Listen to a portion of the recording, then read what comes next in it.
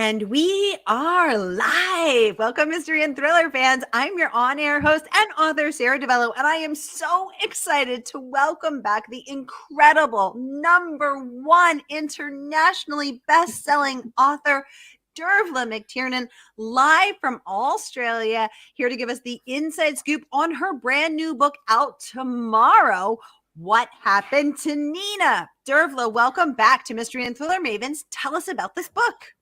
Thank you so much, Sarah. I'm so happy to be here. Hi, everybody. So I'm sitting here, 9 a.m. Western Australia. I'm delighted to be able to talk to you all about my new book, which is called What Happened to Nina. She looks like this. Very pretty. And so basically this book kicks off with Simon and Nina. They're a young couple. They're very much in love, and they go away for a weekend together, and only Simon comes home. And he has an explanation for what happened, kind of, but it doesn't really quite add up when you ask a few questions, as Nina's parents, of course, do. So they go to the police. Police start an investigation, and the first person they want to talk to, naturally, is Simon. And when that happens, Simon's parents go into kind of protective overdrive, and they hire him, not just a defense attorney, but a reputation management firm, a kind of a PR firm that goes online and kicks off this vicious no limits campaign, spraying blame in every direction but at Simon, to kind of muddy the waters and protect his reputation. And all of this activity helps the story go viral, which means journalists kind of descend on the small town, and not just journalists, but sort of true crime fans who are absolutely convinced that only they know the truth of what happened to Nina. So obviously things are going downhill for Nina's parents, who are on the cusp of losing everything, not just their reputations, but their small businesses. Their daughter's still missing. And they begin to realize that if they keep playing by the rules, they're completely outgunned. They're never going to get to the truth. So you have to read the book to find out if they keep playing by the rules. Well, we are going to read the book, Dervla, and I'm so excited to get the exclusive inside peek tonight here in the US, tomorrow there in Australia, on all of the good things about this book, because we have so much to talk about. This book is so fantastic, coming off of your last #1 internationally bestselling book, The Murder Rule, which you had come on and given us the inside scoop on. And now this rave review from the New York Times, rave reviews from Don Winslow, Sally Hepworth. I mean, the list just goes on and on. Publishers Weekly, Kirkus, TJ Newman. It's a who's who of the thriller world, and we couldn't be more excited to hear every delicious detail. First, I just want to welcome everyone. We are broadcasting live to 7 different destinations across Facebook and YouTube, plus Dervla's channel, so actually 8. So if you've been here before, mystery and thriller loving friends, you're in the right place. You know what to do. And if you're new, welcome. We're so happy you're here. Here's the scoop. Every Monday, I give you my handpicked featured authors, and you get to ask them anything. So ask Dervla about her writing process, her #1 internationally best-selling books. What's her secret? I know I want to know. Anything you'd like to know about her writing process, her characters. We've got a lot to talk about. So just get the questions going in the comments. I'll get them right over to her. Anne Curley, welcome to the conversation, joining us from Facebook. Hello, she says. Hi, Anne. Now, Dervla, I have got to kick off with some of this incredible praise, because, my God, it's just so amazing. Let's talk first with Don Winslow, who I am completely obsessed with. I follow him on Twitter, and he's so fabulous and brilliant and funny and insightful. And he had incredible words to say about your book. Let's pop them up so we can all look at it. He says, What Happened to Nina is one of the best thrillers I have ever read. So first of all, let's just pause there. I would get that tattooed on my face if Don Winslow said this about me. Wow. To say that's the best book he has read, that is just so amazing. He said, it is an unforgettable and deeply moving read that takes the concept of how far would you go for your child and turns the volume up so the dial breaks. So high the dial breaks. Dervla McTiernan is a wickedly gifted writer, and she brings a documentary realism to every page of this unforgettable and scary, in a good way, novel. You will tell your friends about what happened to Nina. You will tell everybody about what happened to Nina. I mean, that is just incredible from such an accomplished writer. Dervla, tell us what that was like to get that review.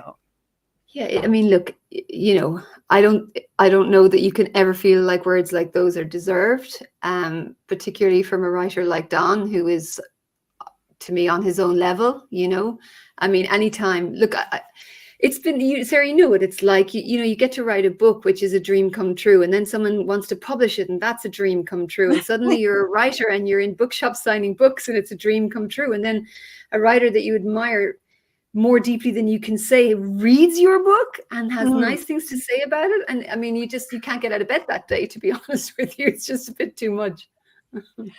Did you ask him to read your book? Was that terrifying, or did he just show up with that?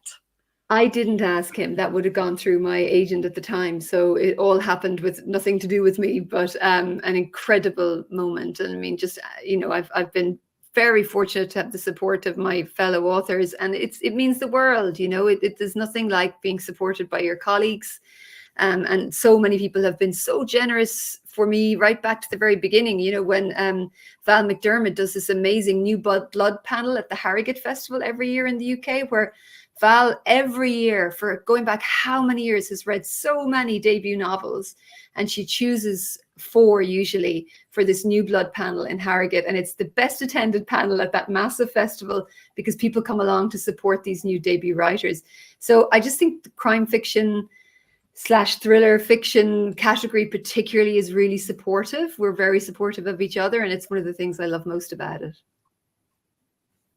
I have to agree with you, Dervla, because I actually transitioned over from another genre, and I have to say it is not like that in all of the genres. And when I first got to mysteries and thrillers, I thought, how can people that write about murder, mayhem, the most violent crimes and the darkest parts of us be the nicest, kindest, most generous people ever? I actually thought, I thought I was on candid camera. I thought I was being punked. Yeah, is this real? Is someone setting me up?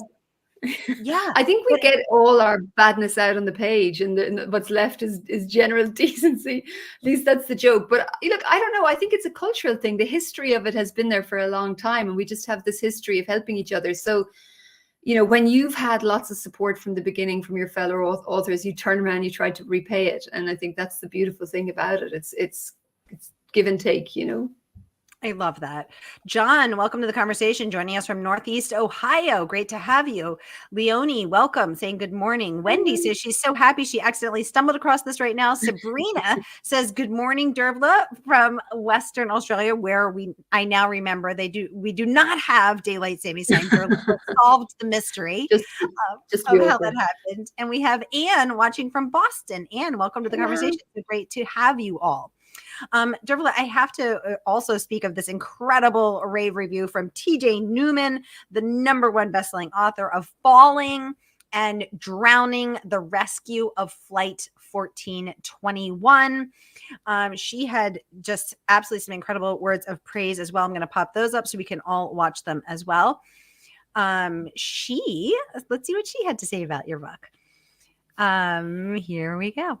She says, what happened to Nina is a stunning masterpiece. I mean, again, incredible, haunting, emotional, fiercely intelligent, and absolutely diabolical. I was amazed as a reader and in awe as a writer. I read the book in one long sitting late into the night, and I kept all the lights on because I was so scared about what was going to happen every time I turned the page. I never felt like I was reading a novel. I felt like I was living inside the story, and it was all really happening. It's a thriller that reads like a true crime novel. Dervla, congratulations. Tell us, thank you. As a writer, what have you learned about successfully crafting a book that keeps TJ Newman up all night with the lights on, scared about what's going to happen? How do you do that?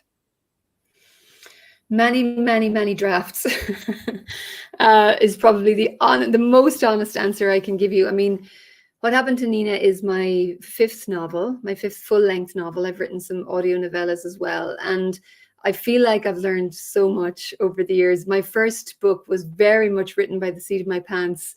I went down a lot of blind alleys. It was pure instinct most of the way, and I've always wanted to be a better writer. With every book, I'm trying to be a better writer. I read a lot. I try to learn from my fellow authors. I try to get better. I try to figure out why something isn't working quite the way I wish it would. And I'm more than willing to cut and go back and rework until I get to where I want to go. And with this book, I had a very particular thing I wanted to achieve with it, which is that I wanted it to be about, we've got these two sets of parents, we've got these two families, and a bomb goes off in the center of their lives. And that bomb is Nina's disappearance. And from the moment that she disappears, they're traumatized, and obviously they're under this spotlight of media attention. Everything is a little heightened and surreal. And so from that moment that bomb goes off, they all take one little step just sideways. And from that moment on, they're in this kind of surreal world, and they make decisions that maybe you and I might not make, but in the moment they're reasonable. But each decision provokes a response from the other family. And in a way, they're engaged in this kind of escalating path of mutual destruction. And what I really wanted to do was have just a week go by, only a week, but for the characters at the end of that week to look back at who they were on Monday and go, I don't recognize myself. How did I get here? How have I done the things I've done? But for each small step on that path to feel possible. And to do that kind of presented a lot of technical challenges, because I wanted to hear from each character in turn. So there's quite a bit of first person, which is always a bit of a risk, particularly when you're doing more than one point of view. So I gave myself a few technical challenges in this book, but it was really good to stretch as a writer. And then I just had to put in the multiple drafts to make sure that I was pulling it off and that it actually worked,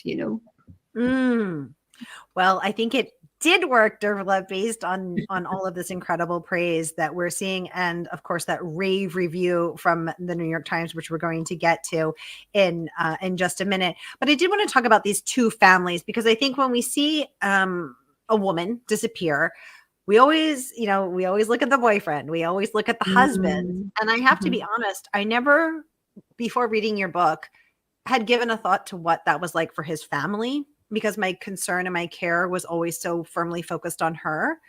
Was she alive? Was she dead? Would we find her in time? And I never thought about anything beyond that. And so this book, was really interesting to look at both sides of the family, and we're also looking at socioeconomic differences. We have him coming from incredible wealth and privilege, her coming from a working, class family. And so there's that disparity as well. Talk to us about that. Yeah, I mean, look, absolutely right. There's quite a difference in terms of financial power here. Simon's family have quite a bit of money. His dad's been very successful in business. Nina's family are more of a working family. They're doing fine, but they don't have, connections. They don't have any great wealth. And so it's sort of Rory as Simon's dad. It's almost his natural, look, maybe it's everybody's natural instinct. When his son is in trouble, he calls on all of the resources that he has. He just happens to have more resources than most. And the way the world works, money is power, influence is power. And, that's just the way it is. So when he starts to take action and to call in these favors and to set this reputation management company free to do their thing, it has an immediate impact. It wouldn't occur to Nina's family to go and get a lawyer when their daughter disappears. It certainly wouldn't occur to them to hire a PR firm, even though they're being asked to do, a press conference and they're under huge pressure. That just wouldn't come to their mind to do that, because they don't live in that world. But the impact of that is felt very quickly. Sympathy swings away from them very quickly. Part of that is because we often don't present the way we're expected to present. When Nina's mom goes to the press conference that she's asked to attend by the police, she's not dressed well. She hasn't washed her hair. There's a stain on her top. She's barely functional at that point, and she's just doing her best to get through it. She doesn't cry. And people who are watching it are like, who is this woman? And then when the PR firm starts to suggest that maybe she isn't a particularly good person, maybe there are some dark secrets here, wow, do people leap on that very fast? And I just think it's quite interesting the degree to which we take cues from physical appearance and other social cues that, don't mean a whole lot, but my gosh, we're willing to interpret them as if they do.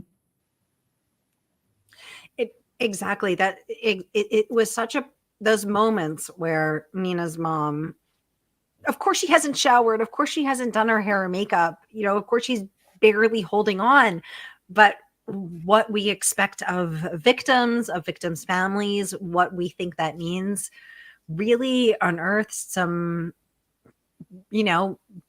unconsciously held biases that I think we all have, that maybe I had. And these moments were really powerful. So much to talk about here, Dervla. This is so great. Robin saying hello. Welcome back, Robin. Robin was one of the ones who got on an hour ago and said, don't worry, I'll be back. Robin, thank you for coming back. Thanks, Robin.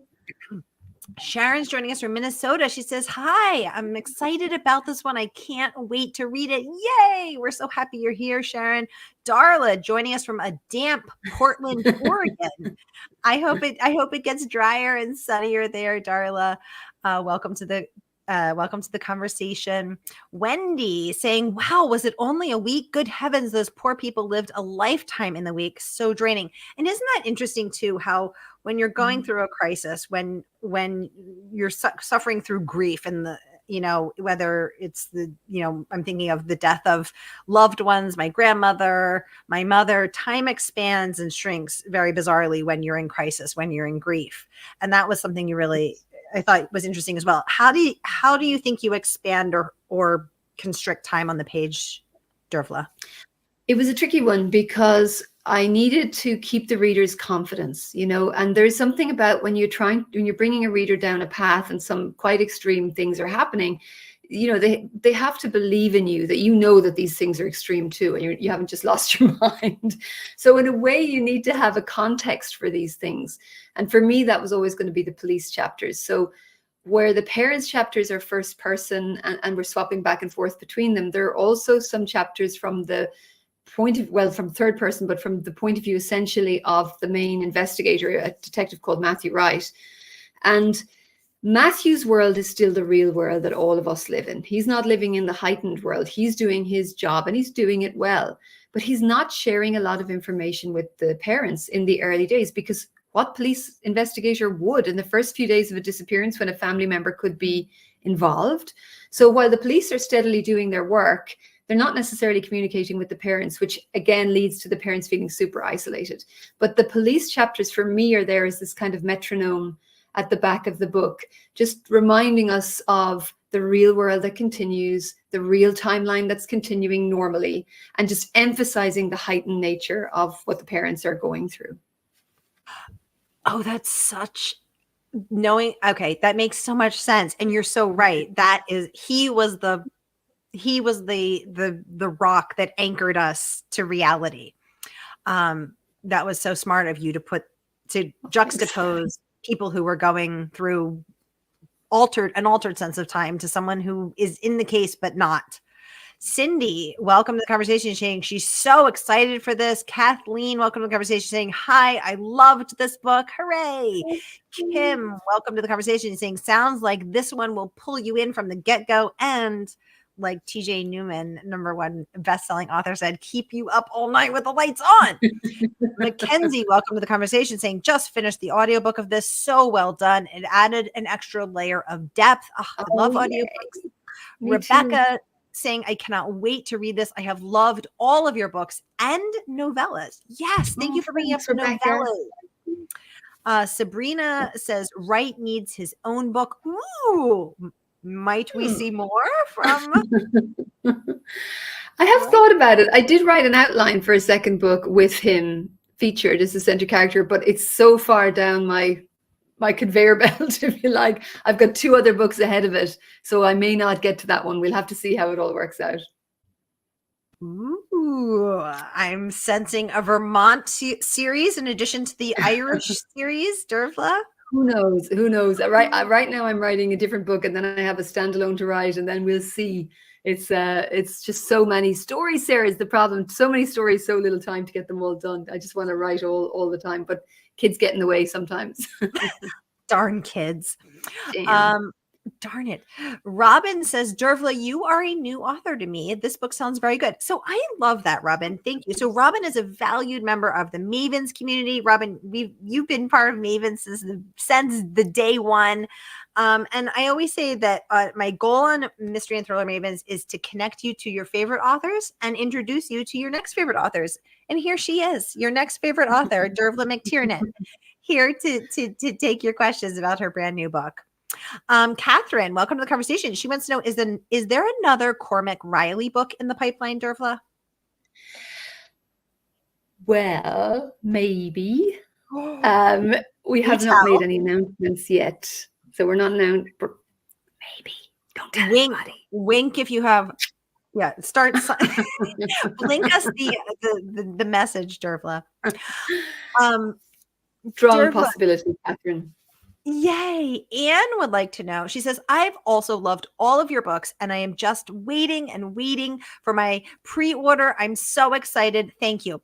Anne, you seem to be reading my mind because here in the US, the book is out tomorrow. And you can pre-order from our favorite woman-owned independent bookstore, one of only three dedicated mystery and thriller bookstores in the entire United States. That is, of course, Murder by the Book. And I just typed pre-owned, not pre-owned. I meant to say pre-order. This book is not pre-owned. This book is fresh off the press, fresh off the printing presses. And here it is. So click and pre-order, whether you're watching on Facebook or YouTube, and the good folks at Murder by the Book will ship it to you tomorrow morning, anywhere in the country and anywhere in the world. So go ahead and grab that link, y'all. Grab that link. Sabrina says we can keep a secret. Indeed, we do. Mystery and Thriller Mavens is like Las Vegas. What happens on Mystery and Thriller Mavens stays on Mystery and Thriller Mavens, just like Vegas, but more murdery and less strippery. Sharon says, Sarah, you have introduced me to so many great new authors, new to me, that is. Oh, Sharon, I love that. Thank you for saying that. Thank you for saying that. Leonie says, ooh, yes, to that Dervla wink. We're picking up what you're putting down. Dervla, I had a question. I noticed that you dedicated the book to several people, one of whom I just wanted to know how you say it. Is it Oisin? Oh, that's my little boy. It's Oisin. Oisin. So it's very, very Irish and impossible to pronounce if you don't speak Irish from the way it's written. It's spelled O-I-S-I, father, and the father's like a little French accent over the I. And so Oisin is the name. It's a very old traditional Irish name. Oisin. Okay. And you dedicated, so you dedicated this book to your children?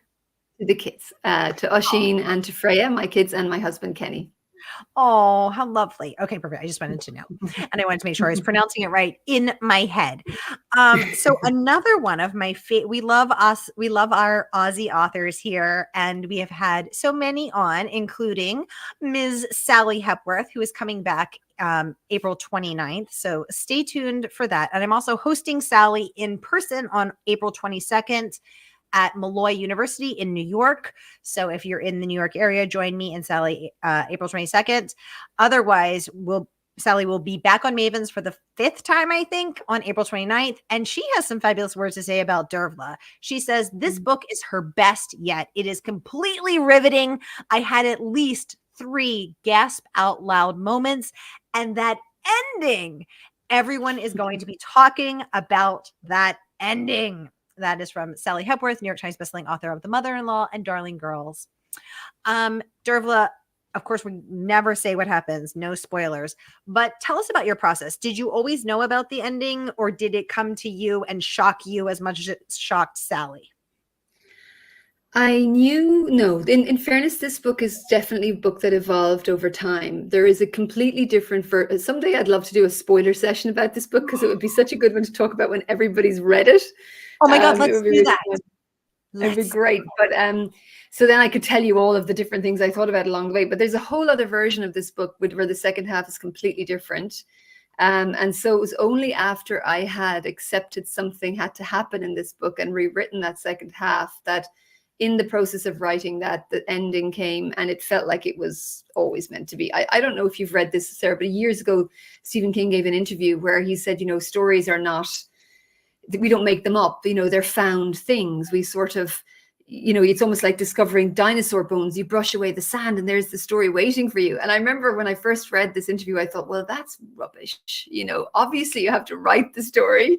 But the longer I'm writing, the more it feels that way. It feels like the best stories are just waiting for us. And through trial and error, you kind of slowly uncover it. And that moment, that ending, like it just felt like it was absolutely meant to be, that it was everything, the whole story, almost the purpose of the story is kind of caught up in that.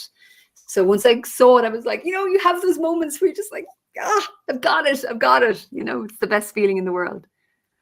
Wait, Dervla, I have two questions. So first of all, when you said there's a whole other version of this book, do you mean you wrote it and then submitted it to the editor and then changed it, or where is this other version and how far along did it didn't even really get as far as the editor. I wrote the whole book and polished it, and then had to accept that it wasn't right, that I was avoiding something. And I do this sometimes. If there's something particularly dark or emotionally challenging or really difficult, I sometimes fight it until very late in the day, even though often it's the whole point of the book. It's the reason I'm writing the thing in the first place. But it hurts to write those things. It hurts to go there. And I think there's a part of me that really resists it. And it's only when it's very late that I look at it and go, okay, you know what you're doing, right? You're chickening out here. You're just going to have to accept it and go to the dark place and write it. And that's very much what happened with this book. So it was quite, I'd put a lot of work in before I accepted it. I'm going to try and avoid that next time and get there a bit earlier. But this time it took me a while.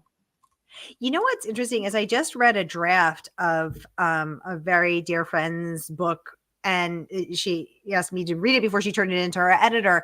And I said to her, I got that same feeling when I was reading it. I said to her, I feel like you took your foot off the gas.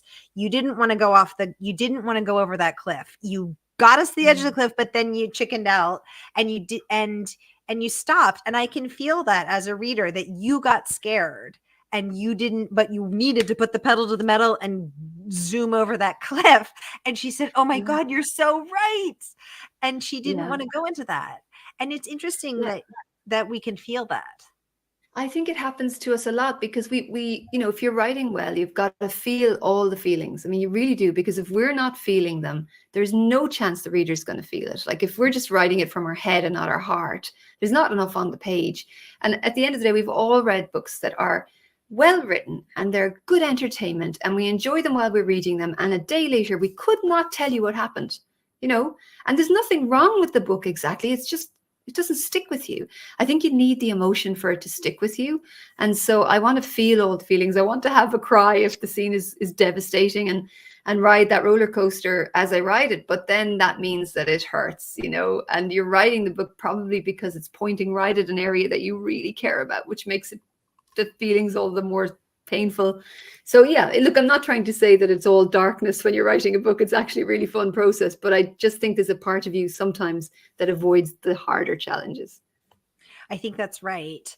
Dervla, the second thing I want to ask is, as a fiction writer, my book is a true story. So when I was uncovering the story, I really was uncovering the story. I wrote what was there.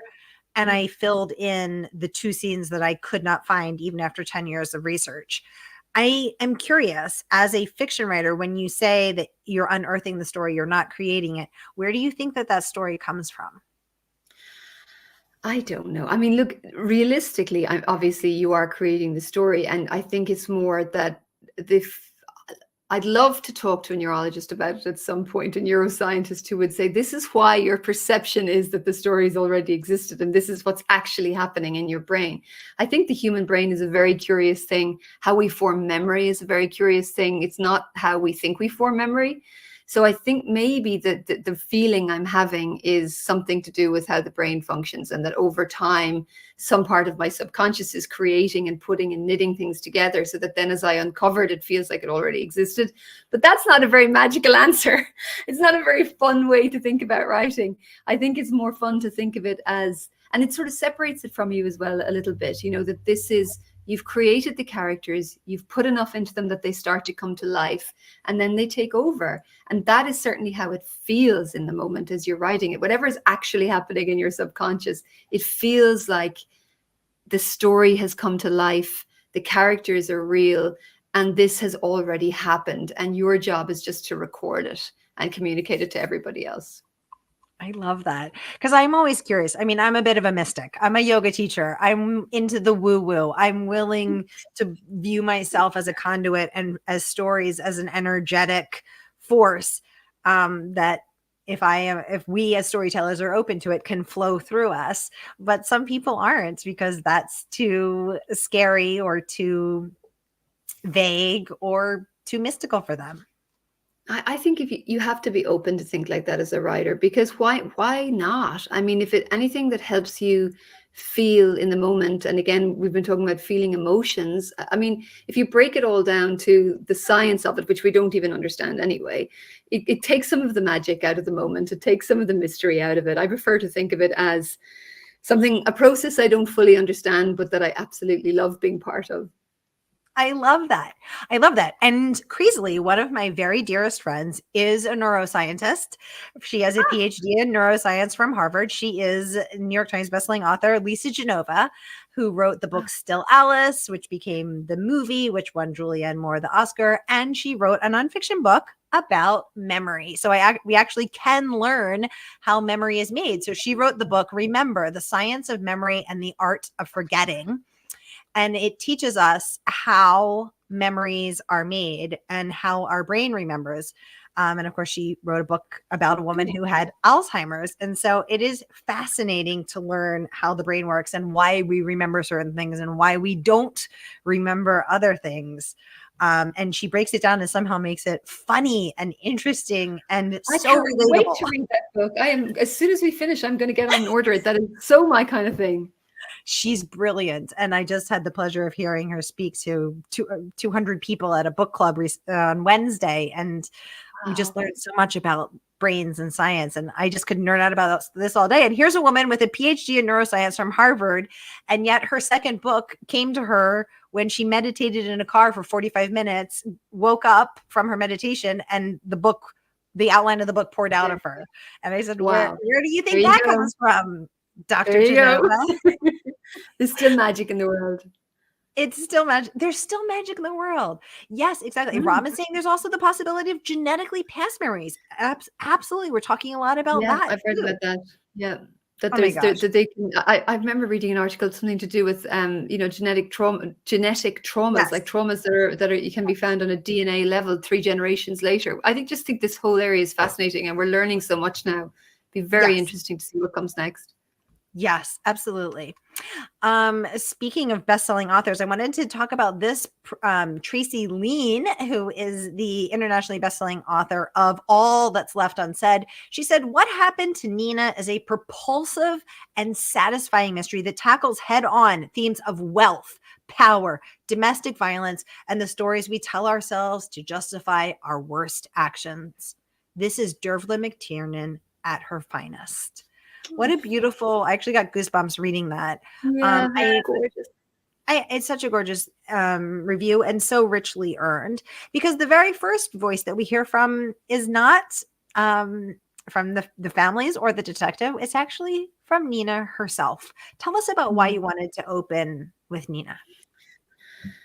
I just had to be that way. I needed everybody to hear Nina's voice. I mean, there's so much I know about her that's not in the book. I mean, I know how she likes her cornflakes, and I know how she wakes her up in the morning, how she ties the laces on her shoes, everything. But there's no space for that in the book. But I wanted you to hear her voice and hear how alive she is and how real she is and how much life there's in her and how much sort of all the decisions she's going to make and the power she has and all of those things, and feel her and know her, and then feel her absence, as the book progresses, and just know it, just like almost it's a discordant note. When am I going to hear from Nina, and not hear from her?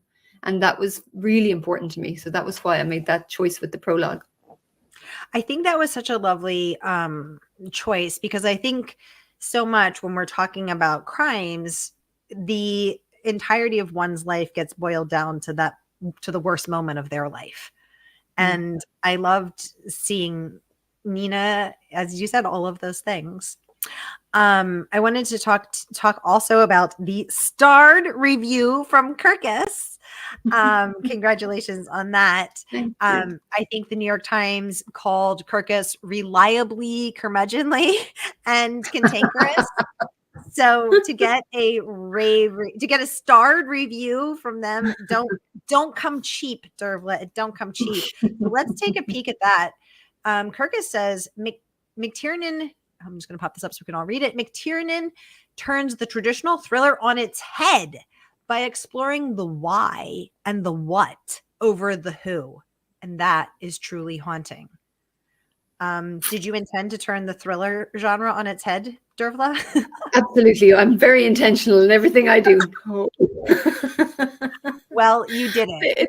It's so funny how these things work. When I wrote my first book, I had this story in my mind about a sister and a brother, and I had, it started a particular way, and I started to write it, and then I realized that I needed a policeman for certain things in a scene, and I wrote him in, and then, when I met my editor for the first time, so this is a police procedural, is what she said, and I said, as if it had all been planned that way. And then with this book, I had ideas about the structure, sure, but they were story driven. I never thought, what? Never mind that traditional thriller structure. I'm just going to turn it upside down. I don't think like that. I don't know that any of us do. Well, maybe some people are more intentional, but for me, it's like, what's the story I want to tell, and what's the best structure that will really give me the chance to tell the story in the best way. And then people say nice things, and that's lovely. I'm very grateful. I love that. And I think it's important because I think just a pet peeve that I have with the genre, with the publishing industry in general, is that they find one thing that works and then they want you to replicate it over and over. They're like, hey, remember that one book that somebody else wrote 10 years ago that did really well? Can you do a version of that? And it's like, I like fresh new ideas. And so when I saw that review, I was like, we got to talk about this one. Wendy's saying genetic trauma would be a fabulous premise for a thriller. Great idea, Wendy. I love that. Yeah, it's a really interesting one. Dervla, I have to, Sharon saying congratulations on that rave review, that starred review from Kirkus. Absolutely. Now we have to talk about the New York Times. I've been so excited. They deem your book almost painfully gripping, despite its title. The central question posed by this disturbing, enthralling book is less concerned with what happened to Nina. You'll find out soon enough, but how the parents, all broken, terrified, and desperate in their own ways, respond to the exigencies of the moment. The last scene will make your blood run cold.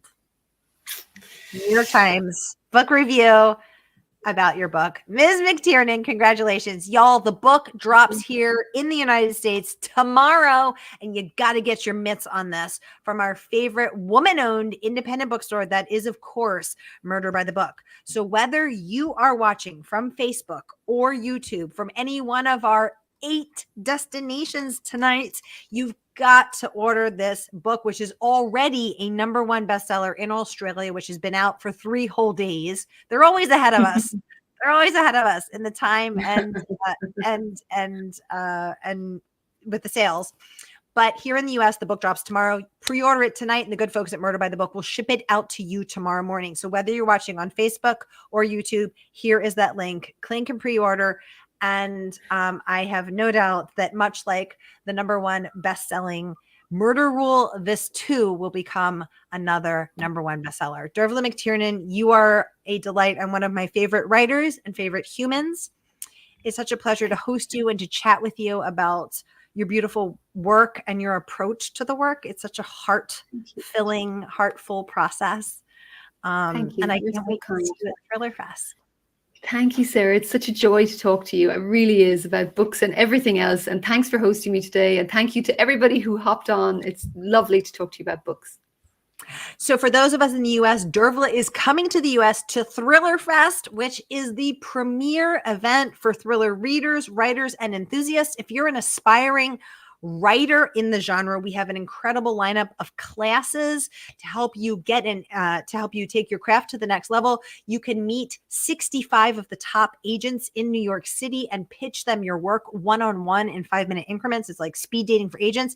And you can meet Dervla McTiernan, have her sign your books. We will have books for sale on site. So that is Thriller Fest, May 28th through June 1st. So Dervla is coming to the US to see us, and you can meet her in person. If you're a reader, she will be there talking about her book. She will be there signing her book. If you're a writer, she will also be signing her book, and you can also take classes to help you get your book done. So readers, writers, oh, thanks for all the hearts up on Facebook, you guys.